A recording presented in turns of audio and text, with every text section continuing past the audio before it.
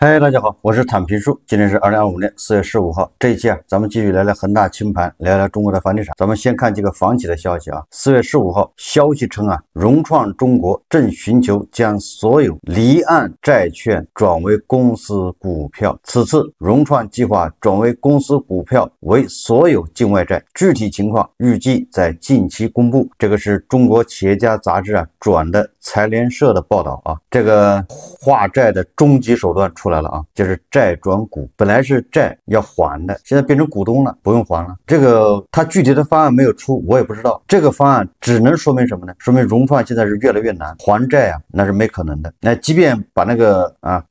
他2021年吧，22年这债务重组计划，对吧？也就是延期，又是这个什么部分留债、部分转股等等，那个只是一个中间方案，最终所有的债还得转成股份，因为融创没钱还，就这么个现状。所有的债权人都傻眼了。我们为什么说融创呢？因为是这个大的房地产公司里面，融创是最先进行债务重组，而且境外债，而且它也重组成功。但是结局呢？所以这个就给我们分析判断什么碧桂园其他的房企债务重组这个一个参考，你就知道最后它是什么个结局。换种说法就是这个其他的房地产公司的境外债的债权人，他们也知道他们最后的结局是啥。你境外债务重组成功了2年多了，最终还是变成债转股我们再看这个也有媒体报道说万达集团及万达地产被执行1.8亿。天眼查法律诉讼信息显示他说近日大连万达集团股份有限公司、万达地产集团有限公司等新增一则被执行人信息，被执行标的1.8亿元，执行法院为北京市海淀区人民法院。这个万达并没有因为他卖这个万达广场、处置万达广场资产而豪气，越来越多的债进入司法程序进入诉讼阶段强制执行。另外有一家央企叫中交地产，它公布自己的这个2024年年报是巨亏51.79亿，这个导致什么呢？导致这个中交地产净资产恐怕是负的这个触发退市风险。财联社4月14日电，中交地产叫000736公告公司2024年未经审计的归属上市公司股东净资产为负值，股票交易将被实施退市风险警示。公司股票将于2025年4月15日停牌1天，并于2025年4月16日开市起复牌。实施退市风险警示后，公司股票基本简称由中交地产变更为新 ST 中地。这个中交地产到底会不会退市，这不好说现在也就是进行警示了，净资产为负。如果要净资产为正的话，有一个办法，就是大股东给他送资产，这是可以的。大股东这个手上资产比较多，强行赠送一块给中交地产，保证他的净资产为正，他这个风险就化解了。但是我在恒大爆雷以后我就说过，大家不要碰房地产股票。我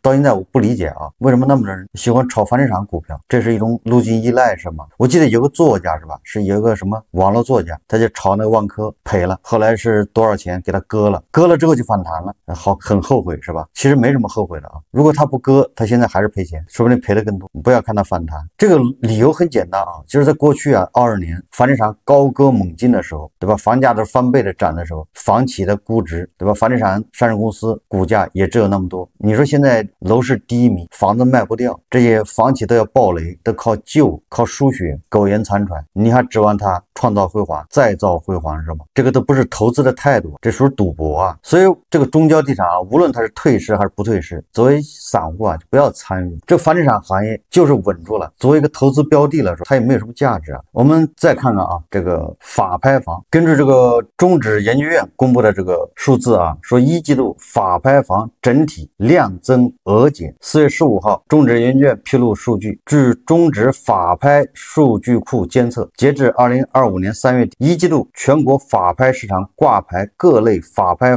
房源数量剔除后21.7万套，较2024年一季度21.5万套，同比增加1.4%。累计成交拍品数量4.1万套，较2024年一季度成交3.98万套，增加1.7%。总成交额643.9亿元，较上年同期总成交额765.5亿元，减少16%。你看这有意思也成交的数量多了房子面积都多了，但是成交额却下降。这个我想小学数学学过的人都知道意味着什么。一季度各类法拍房源成交均均价5131元每平米。上年同期全国各类法拍房源成交均价5273元每平米，同比下降2.0%。法拍住宅房源挂牌量、成交量双线走低，成交均价同比收窄。2025年一季度法拍住宅房源挂牌拍品数量是9.9万套，成交2.6万套。法拍住宅拍品清仓率26.5%，一季度法拍住宅累计挂牌拍次13.2万次，成交2.6万次，成交率20.1%，成交总金额399.4亿元。一季度法拍住宅成交均价9172元每平米，同比下降6.1%。这个后面说的是住宅啊，也就是法拍房的成交均价在下降，住宅那么下降6.1%。那这个法拍房啊量越大，对二手房的冲击啊也就越大，因为它价格便宜啊。还有一个对二手房冲击大的，很多人恐怕没有接触过，叫公抵房。什么叫公抵房呢？就是开发商把房子抵给这个承建商或者是供应商，因为现在开发商房子卖不掉，但是开发商又欠这个承建商钱，欠供应商钱，那怎么办呢？你是要房子还是说等着？聪明的这个承建商、供应商只好被迫啊要房子，挑几套房子顶账。但是他们拿着房子干啥呢？他们要的是现金，对吧？要给工人发工资，要给银行付这个贷款，所以这些承建商、施工单位、供应商拿到房子之后，他必须要卖，而且他得快，得回笼现金。那工人等着发工资啊，你能等你2年3年慢慢卖是吗？所以这个房子一旦顶到这个施工单位或者是供应商手上，有的他就过户了啊，但有的他不过户，你看他怎么操作。如果过户了，那就是二手房啊，二手房卖你政府还管不着。现在很多地方政府不都是这个二手房，你只要房本一拿到就能卖嘛，对吧？不像以前，你比如说拿3年、拿5，现在也不是了啊，你只要拿到手，房本一拿到你可以卖。所以这个公抵房就出来了，过户卖，政府还管不了。那大家知道，对这个承建商、开发商来说，他急着要钱呢，供应商也要钱，所以他就打折卖，对吧？这个开发商原价是2万的1平米的房子，这个供应商和承建商他为了回笼资金，来他1万可以卖二手房，所以这个对这个房价下行啊造成极大的压力。我为什么对公抵房这个这么清楚呢？因为我买的第一套房就是公抵房。当时啊，我陪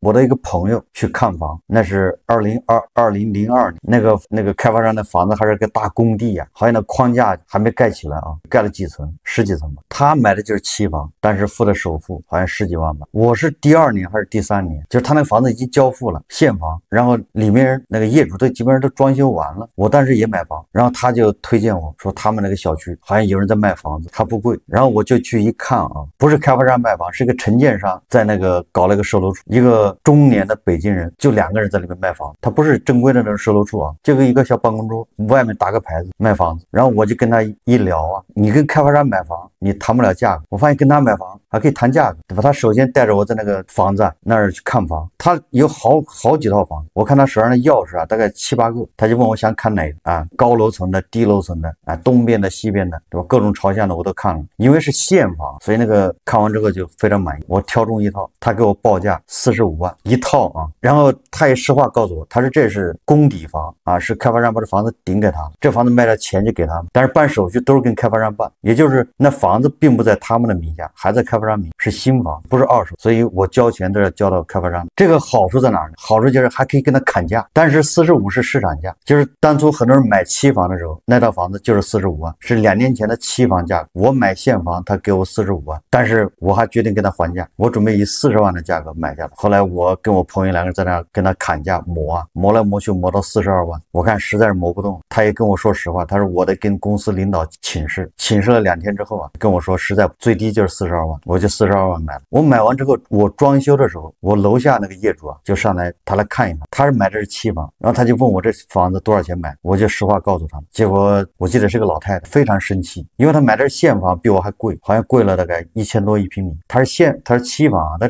提前2年买的，这就是我买的是公抵房。那个时候公抵房你看看就可以打折，将近打了9折吧。那时候还没有什么房地产危机啊，那时候整个北京市房价还没开始涨啊，所以大家记住了，这随着现在这二手房交易啊，这个入市的限制啊越来越少，那么这个公抵房恐怕越来越多。你开发商反正卖不掉，他只能拿这个顶给这个承建商啊、供应商，那供应商要钱呢，他只能卖打折。所以这个公抵房啊，恐怕后面也我觉得入市的会越来越多。那这个对二手房的价格就形成了压制啊，会拖累二手房价格。我们再看一看啊，这个现在特朗普发动的这个贸易战啊，让我们不得不把眼光转向消费，就是外贸感觉压力很大，投资呢似乎也没有收益，所以大家都只能眼巴巴的看着消费，看消费能不能刺激一下，有没有什么花活啊，有没有文章可做。我们先看一个消费的案例啊，这个是今天有很多媒体报道啊，你比如凤凰网财经说上海799一位的自助餐厅卷款跑路，说消费者说最低充值5000块，有人充了30万。多方回应上海一自助餐厅卷款跑路。近日，上海多位消费者网上发帖称，上海一家海鲜自助店卷款跑路，多人卡内充值的钱未退。消费者表示，一顿饭799元一人，最低充值金额5000。今年年初，餐厅说包房装修暂停营业，但实际上已跑路，大概涉及100多人被骗，差不多也有几十万，有人最多充值30万左右，还有5万多未消费。该消费者还表示，我们后来才了解到，餐厅没有在工商局备案，拖欠山城几百万租金。我们打过12345电话，联系过市监局、商务委相关部门，没有一个承担职责的。上海山城一工作人员回应称，餐厅上个月月初跑路，他还欠我们房租，我们走司法途径了。静安区商务委工作人员表示，没备案就没办法，因为备案的话，他们还有保证金，如果连备案和保证金都没有，那彻底没办法，归市监局管。也就是大家出了事谁也管不了，不出事的时候，对吧？人人都可以过来摸鱼啊，来罚一下。出事了啊，都管不着。但是这个不重要，重要是799一位，就800块钱一位的自助餐，那就是算高端的了。自助餐800一位，这么高端的餐厅居然卷款跑路，让我想起了北京的这个宝马的5S店跑路，这个就是个标志性信号啊，这就说明消费出问题了，头部消费出问题。我记得2023年还是2024年，上海的什么高端餐厅啊倒了一半，但是有数据啊，好像一共是1000多家，倒闭了几百家，就是一半倒了。你看这又多一个799一位的这个自助餐厅，应该是高端的，就这个卷款跑路，这只能说明啊，现在这个消费环境。但是你想一想啊，这个上海它不是没有钱呢，你看它那个3000万、5000万一套的房子都是日光，这个所以值得我们反思啊，就是我们也好好想一想，到底什么原因？你说上海人没钱吗？这显然不对，5000万一套的房子全款买还要抢，但是他这800一位的自助餐厅干不下去了，卷款跑了，说明什么？就是当然你可以总结出其他原因啊，我认为上海这个有钱，这有钱人恐怕也是勒紧裤带啊，他这个勒紧裤带是打个引号啊，就是他把钱往房地产，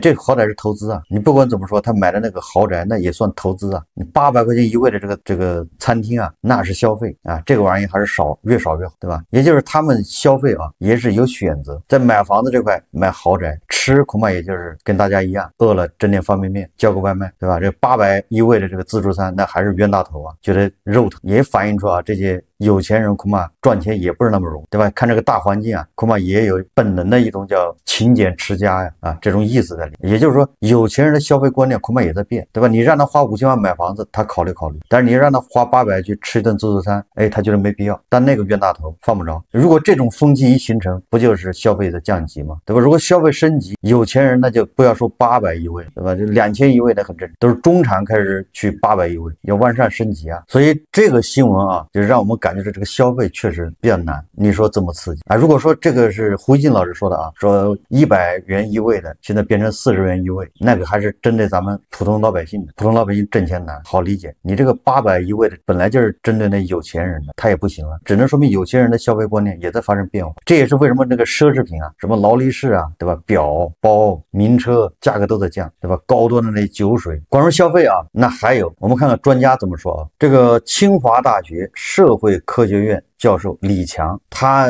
谈当下的消费啊，他说中国经济遇到一个难题，但是这个难题啊，不光是中国遇到，什么难题？他说人们买不起自己生产的产品，就比如说啊，那个苹果生产线上的那些工人，对吧？拧螺丝的、流水线上，他一个月就5、6千块钱，他们买不起苹果手机。盖房子的他买不起房子。大家看视频啊，到的最大的问题是有关的，比如说我们今天啊，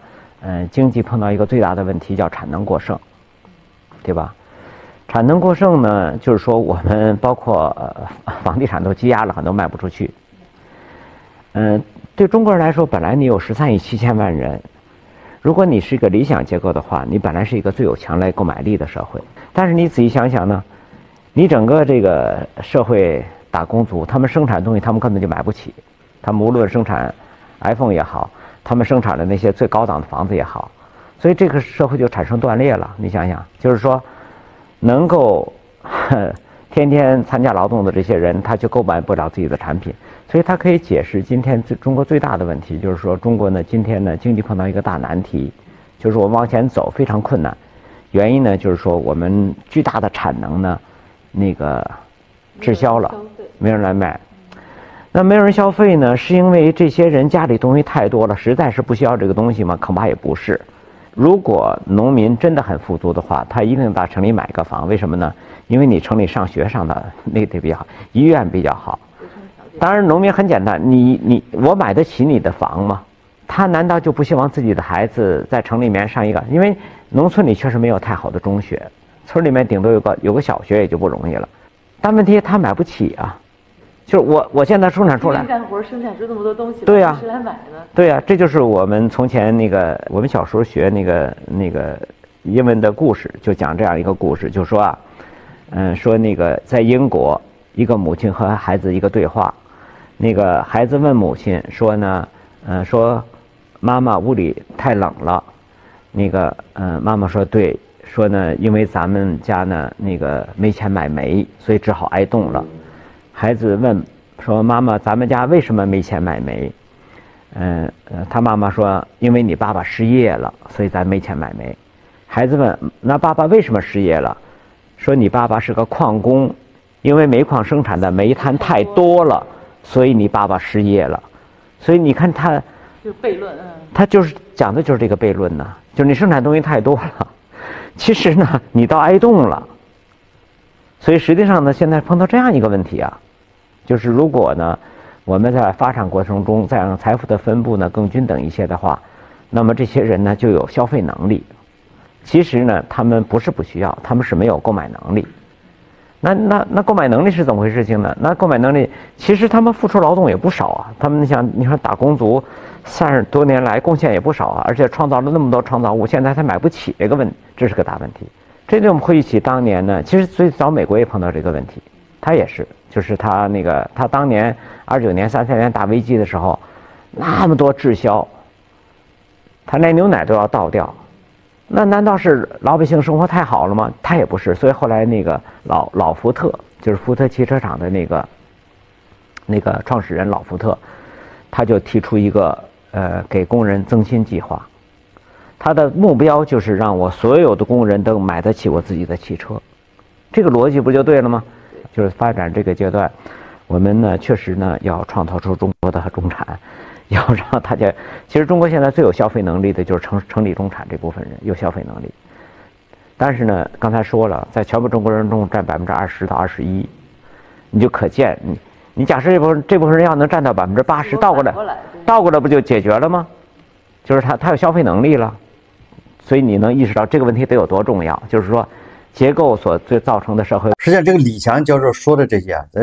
我记得我的这个初中、高中课文里面都有啊，我不知道现在有没有被砍掉啊？那都是为了显示这个万恶的资本主义，对吧？这个日益没落的、腐朽堕落的资本主义，这个经典案例，怎么现在咱们好像也遇上了呢？所以啊，我们要认真仔细考虑的话，说来说去还是分配问题。这个分配还不是资本家和工人之间的分配，对吧？资本家和工人之间的分配那是市场经济，那是市场决定。在资本家和工人分配之外，还有一种分配，也就是我们魏巍老师说的大头拿走太多。所以我们的焦点，我们的矛盾不是这个民营企业家，不是，对吧？是资本啊跟打工人之间的矛盾。我们初中、高中课文这个李强教授所说的案例，那还是反映是资本和工人之间的这种矛盾盘剥不合理。但是今天我们面对恐怕虽然表现是一样啊，都是打工人穷，韭菜收入低，但是这个低主要矛盾不是资本造成，所以我们要防止啊，对吧？这个加藤老师这样的人，所谓的正能量，他干扰混淆视线。三农专家啊，还有这个香港卢教授，他说的现象都是对的。当前遇到什么困难，但是他后面的原因他不敢说，或者他叫混淆视线。矛头一指民营企业家，矛头一指资本，矛头一指万恶的金融资本，然后他就忽略了有意无意的让你忘了大头啊拿走的太多，大头拿走太多也不是问题，你倒是像北欧那样的，对吧？建立一个高福利的这个国家也可以，我们也愿意。问题是拿走了那么多，浪费掉啊，这就是根本原因。所以我们的消费